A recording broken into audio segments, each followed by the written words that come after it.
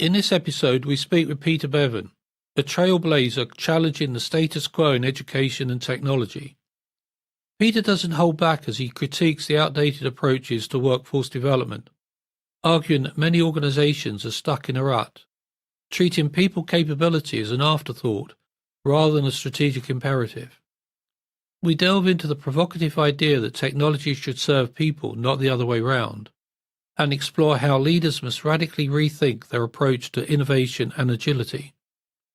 Peter calls out the complacency in leadership, urging a bold shift towards embracing durable skills that will define the future of work. This episode is a wake-up call for those ready to disrupt the norm and lead their organizations into a transformative future.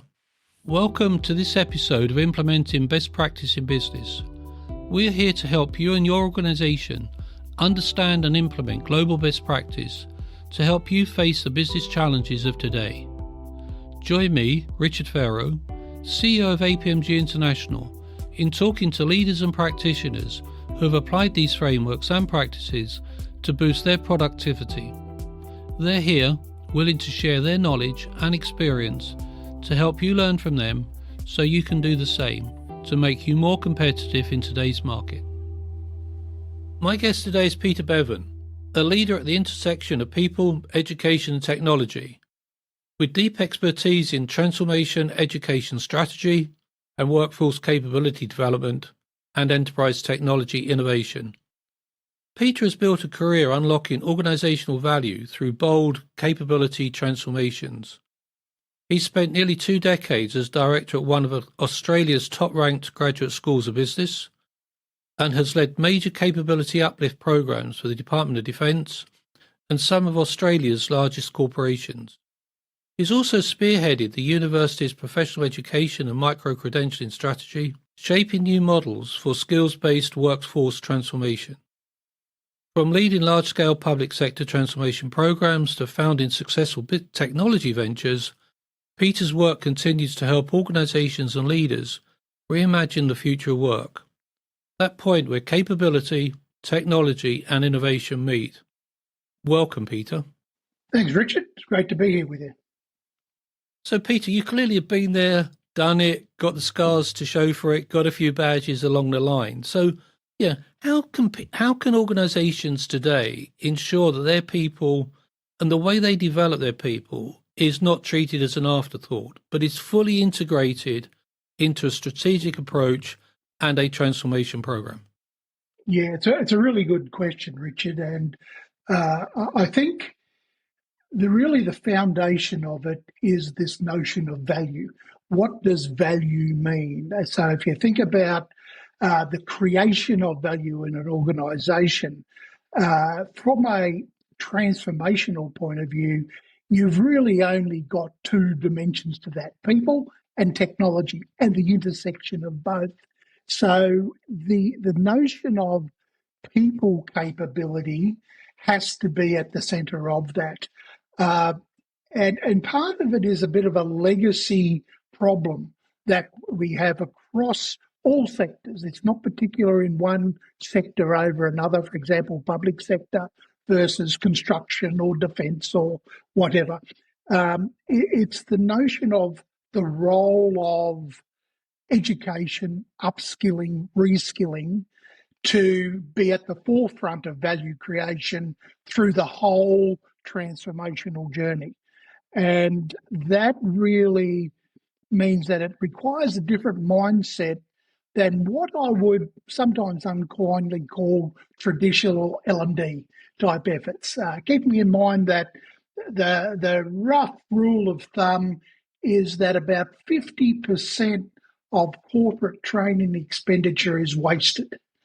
And I don't think there's any coincidence in the same fact that majority of projects fail. So there is this really close alignment between the capability of the people and the success of projects in its performance, and whatever that might mean for the organisation. So if I was to look at it in a fundamental way, for me, it's really about treating capability development as a strategic design input, not a training output. So if you take that sort of mindset and actually design it right up front about what are the skills, the knowledge, the competencies needed across our team to drive and make transformational projects and programs successful, you actually start to have very different conversations. And that means designing it up front and then managing it accordingly. So that creates a real challenge for a lot of organisations where on one hand you've got so typically the PMO being responsible for achievement of outcomes of project investments, but you've got HR actually driving the people capability agenda. So if there's a disconnect there, there's going to be a problem. So the more we can bring that together, the more we can consider that in terms of strategic design right up front and creating and co-designing solutions to really have people enabled to actually deliver the value that's needed. I mean, that's fascinating, Peter, and I'm quite intrigued by your view that value is created by the combination of the people and the technology. And from what you say, I think you're suggesting that the people lead and the technology supports. But how do you do that today? Yeah, I mean, 18 months ago, AI wasn't known to the majority of us. Yeah, now AI is everywhere. So if I was developing a strategy 2 years ago of developing the people within my organization, AI would not have been on the agenda, I don't think. Okay, there's some bright people who work for me. They may have been putting AI on the agenda, and I'll be asking, what do you mean by that? So how do you equip the workforce for the future without knowing where the future may be? How do you overcome that problem? It is very much a two-edged sword, isn't it? On one hand, it does require a really keen foresighting ability about what is emerging. You must have knowledge of that.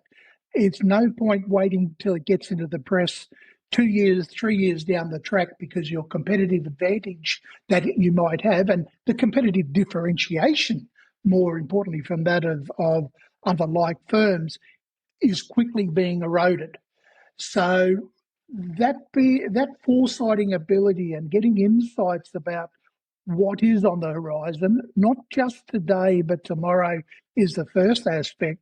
But secondly, it's also taking a mindset of how to consider I suppose, the ecosystem or the system in which you're operating.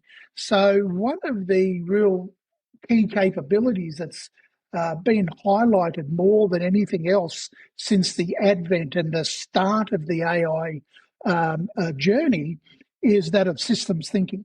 So systems thinking really takes that into account about understanding your place in your organisation as an individual, as a professional, but your organisation's place in the ecosystem and the industry in which it operates. So if we even looked at, this is also one of the other challenges, it's happening so fast. It's happening not just at a static pace, it's getting faster and faster. So the old Moore's law is being thrown out quickly and being reinvented.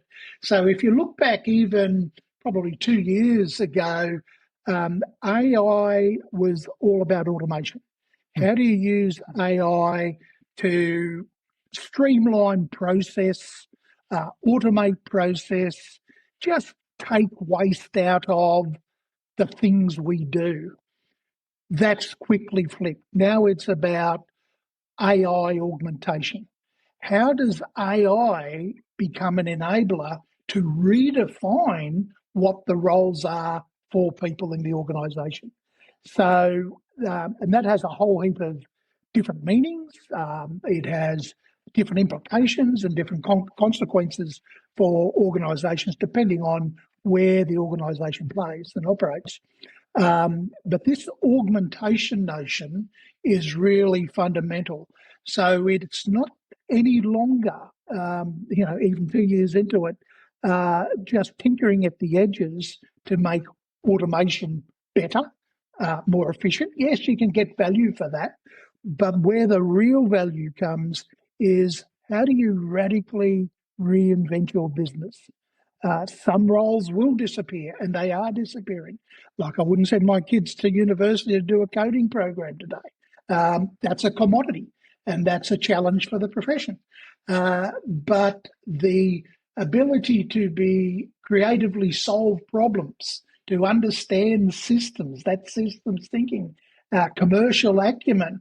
So that requires people to actually work with the technology and redefine it for that competitive value. It's again, value creation. What's the value proposition that each of us have in the workforce that's actually going to make a difference?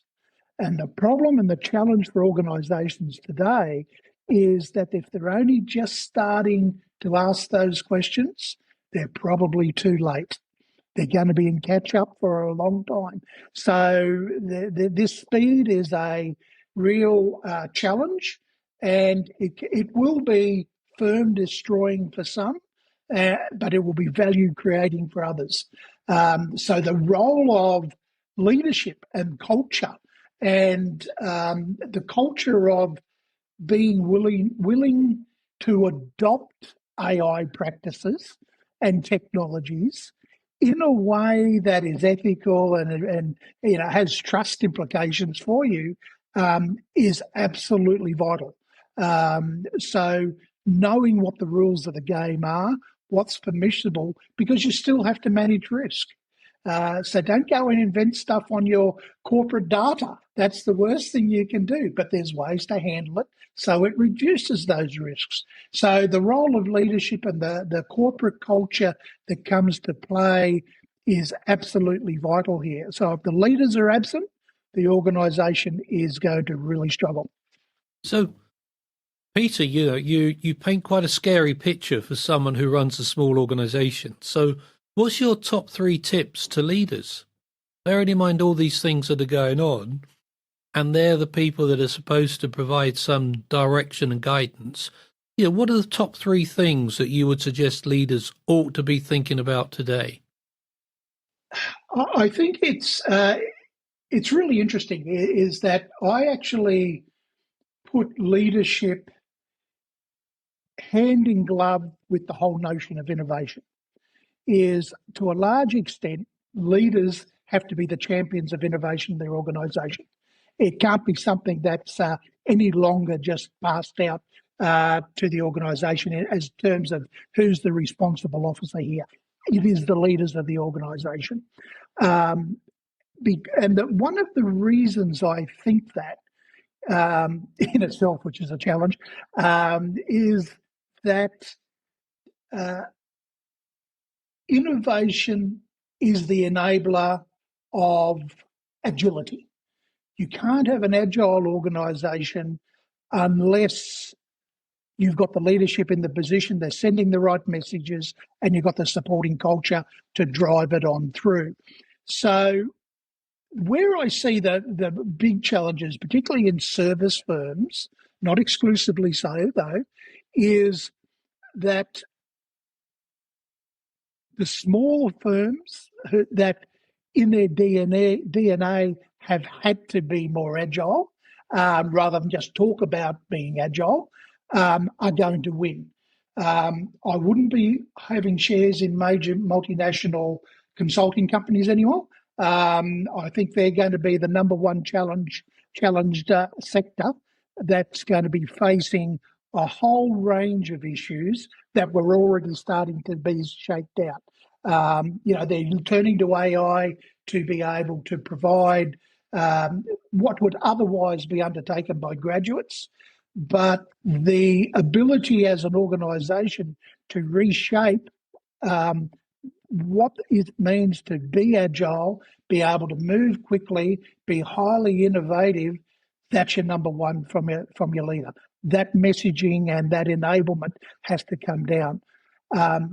Really, I suppose sitting hand in glove with that is reinforcing this notion of collaborative problem solving.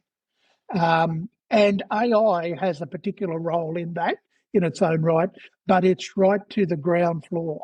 And if you think about collaborative problem solving, that not coincidentally also involves customers.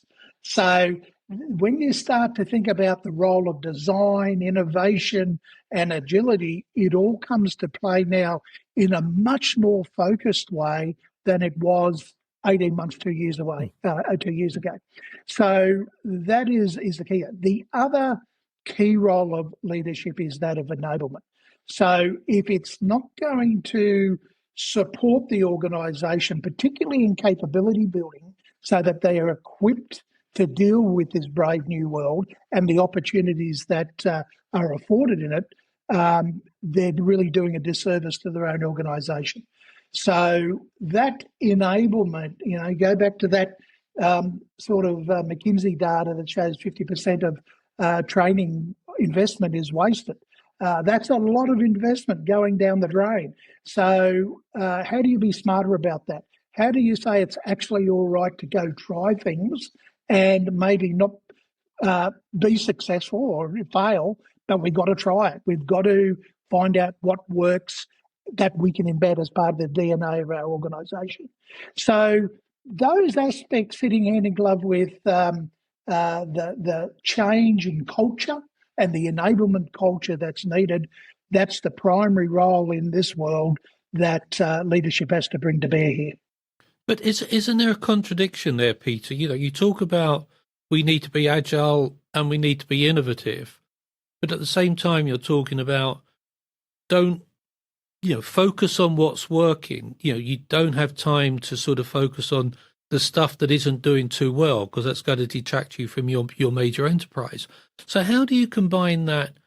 We're going to innovate, bring something to market, give it time to see whether it works, but at the same time, let's not throw dollars at something that isn't working.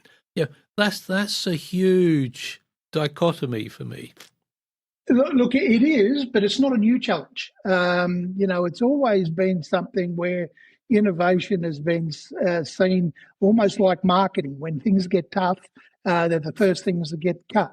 I was doing work for one of our big state health organisations here. As I just finished a piece of work about designing up their digital innovation strategy across their 80,000 odd workforce. And when COVID hit, that was a little challenge in its own right. The first thing they did was to say innovation is no longer important. We have to look after the bread and butter. We'll focus on that. Now, that's understandable on one hand, but it's very, very short-sighted. And quite frankly, I think it'll take them a decade to make up the lost ground as a result of that short-sightedness. So it is a balancing act. So one of the ways to think that through is really rethinking what does it mean about getting a better ROI for our capability uplift programs. So, that they've still got too many organisations where the success of a training program was the food good and it was at a nice location. Well, that doesn't cut it anymore. And even just a focus on longitudinal type changes, impact, which is the old, we call the Kirkpatrick model of impact, just doesn't go far enough anymore. So one of the things I try to encourage organisations to do is to actually, in the same way they make or should make investment into projects and programs, using and having it been driven by a benefits realisation strategy, do exactly the same thing for your capability programs. Why aren't you actually mapping out your capability investment in a benefits management sense? So you've got multiple dimensions. What is it that's important? But importantly, what is it that's actually going to make a contribution? So we go back to that sort of language we started off about strategic alignment. And I actually hate that term because for me, it's far better to actually be able to demonstrate strategic contribution than to make stuff up that justifies alignment. It's pretty easy to justify alignment. It's pretty hard to explain and justify and then be responsible for the contribution that's going to be made. So that requires a different level of rigor and a different approach to strategically managing those investments, so you can actually deal with those dichotomies about what is it that is will make a big impact but might have higher risk versus the things in the portfolio that we can actually make a difference today. And it's about treating it as a portfolio to get the balance right. Fascinating. Peter, I read somewhere recently about durable skills or durable capabilities. Now, I'm sure durable skills, durable capabilities fit very much in the middle of what you're doing, but could you just explain what you see as a durable capability and why they are important? Yeah, it's terminology is always, the devil's in the detail here. But I see a lot of terminology that's used interchangeably and incorrectly, same as knowledge, skills, competency, capability, often being used to define the same thing, where in fact it has totally different meanings. Durable skills sort of falls in that category as well. It really got embedded with the notion of soft skills, which I absolutely despise because there's nothing soft about them. And often they can be the hardest skills to come to grips with. I was just thinking back to my graduate school of business days when we would have very senior directors of engineering, program directors in charge of billion-dollar plus programs. The biggest challenge they have was to have a commercial mindset and be able to communicate effectively. Now you think, well, these folks have been in the workforce, doing very senior jobs for 15, 20 years at that times. How come they can't communicate? Well, that's a really good question. I generally saw that the more technically trained the way they were, the more challenged they were to be able to write a succinct communication brief, to the CEO. Why are we doing this? What's our strategy? As a old colleague of mine, I used to do some of that teaching with Steve Jenner, who I'm aware you'll be quite familiar with. He used to have the saying, which I stole from him, was, you can hide a lot of stuff in 200 pages. You can't hide anything in one.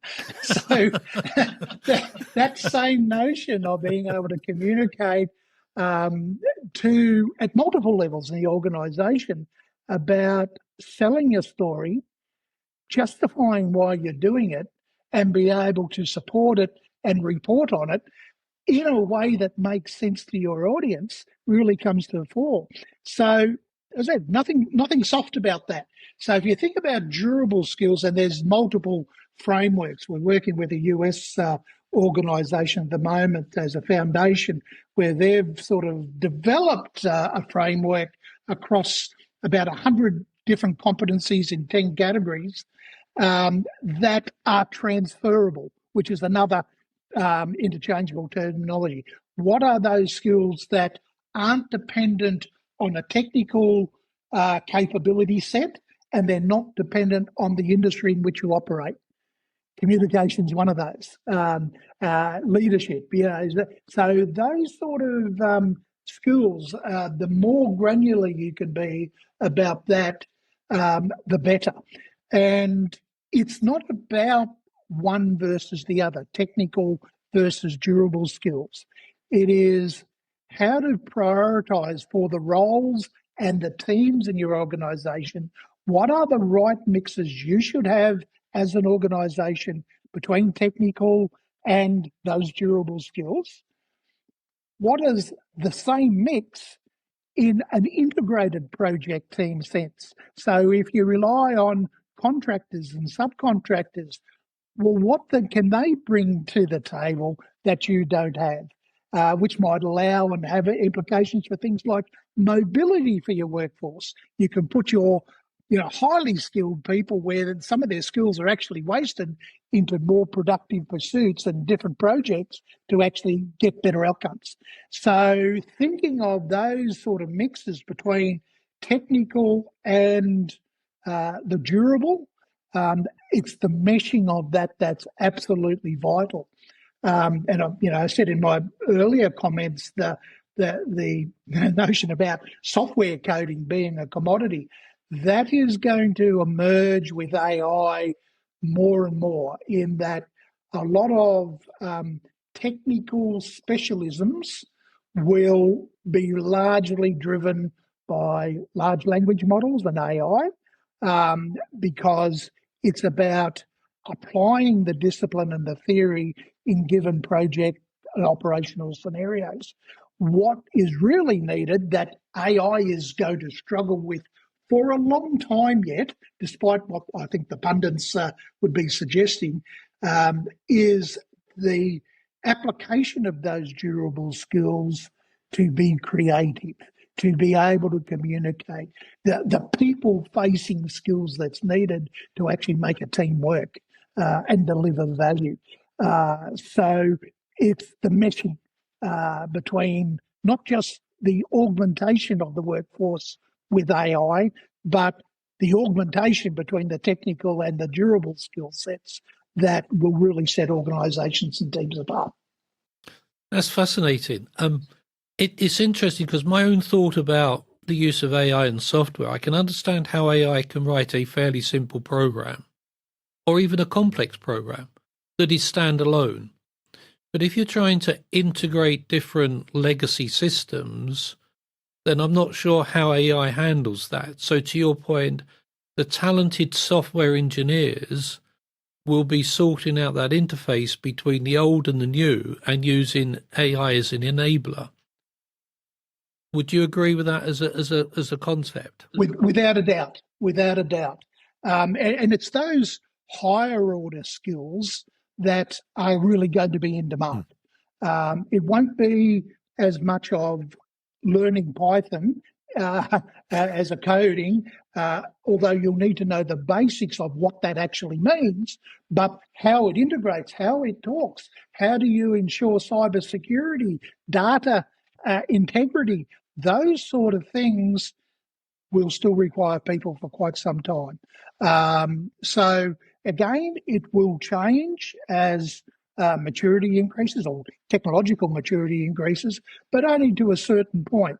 But even when you do some of that basic software in systems engineering type coding that AI can do, platforms like Lovable, great. I'll use it myself to develop all these weird and wonderful little apps, but you'd never turn it on without having a software engineer go and debug it. Make sure it's working properly. So you're not divorced because if it goes down, you're in a world of pain. So you still need it, but the input and the mix of that is a different mix. But yeah, you're absolutely right. So coming back to your earlier comments and your career to date, transformation initiatives. Now, I think transformation initiatives are like projects. Most of them fail. We know why projects fail. We know why projects fail for 50 years, but we've done nothing about it. There's lots of reasons. So why do transformation projects fail? Why do transformation initiatives, which are so important to the success of organizations, why do we continue to get it so wrong? It's a really interesting thing for me, in terms of dynamics. For me, a transformation project is a project, and the notion of, and I know a lot of my old CIO colleagues will vehemently disagree with me here, but I actually don't think there's any such thing as digital transformation. There's just transformation. And they happen to use and rely on technology to greater and lesser extents. So it's just an enabler. In terms of the failure rate, one of my observations In fact, I was talking about this to a large government department only a couple of weeks ago, is that we have people in charge of a transformation office that are effectively procurement folks who are looking at saving money by reducing waste and I wouldn't say cutting corners, but doing things in a simplistic way in procurement and trying to manage a transformation accordingly. And when it becomes the change agenda requiring people just expecting HR to come in and fix it, they're the ones I see fall over repeatedly and often. So, it goes back to the earlier comment about the cornerstone of transformation has to be people. So design it in up front and treat it like a project.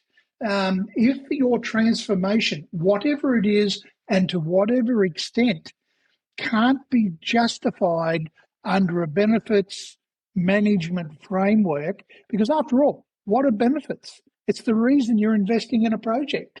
Nothing more, nothing less. So if there's no reason to do a transformation, that's called change for change's sake. That just tends to upset people, but keeps a lot of other people internally, the organisation and consultants employed. I'm not a big fan, as you would take away. So really get out of that change for change's sake and actually treat transformation as a rigorous project exercise where the cornerstone of it is your people capability and enabling them to be successful. Peter, fascinating. Many thanks for finding the time to talk to me. It's been a really, really interesting conversation. And I'm sure we're going to see lots of innovation over the next few years. And hopefully we'll have the opportunity of doing this again sometime. Thank you very much. Terrific. I really enjoyed it. Thanks very much, Richard. All the best. Thank you. Thank you for listening. We're always keen to hear your feedback and suggestions for future episodes. You can find all the information in the show notes below. Please visit apmg-international.com to find out more about our accredited training and the certifications that support them that are related to the topics discussed in this series. I hope you've enjoyed today, and I look forward to you joining future episodes while we continue our exploration into best practice and the benefits it brings to global business. Thank you.